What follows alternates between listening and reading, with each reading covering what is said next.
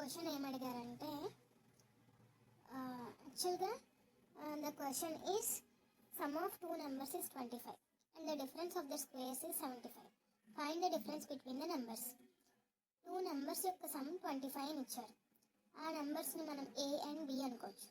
So A plus B is equal to 25 and the difference of the squares is 75.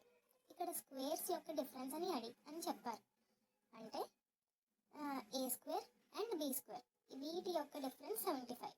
So A square minus B square is 75. Now ఏమడుగుతున్నారంటే find the difference between the numbers.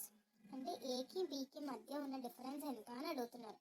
A minus B is equal to our answer అనమాట.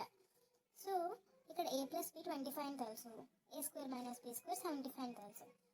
మనకి A square minus B square formula తెలుసు, A plus B into A minus B. So A minus బిని subject చేస్తే A square minus B square by A plus B. A square minus B square value 75 and A plus B value is 25. So 75 by 25 is 3. మన answer is 3 which is A minus B.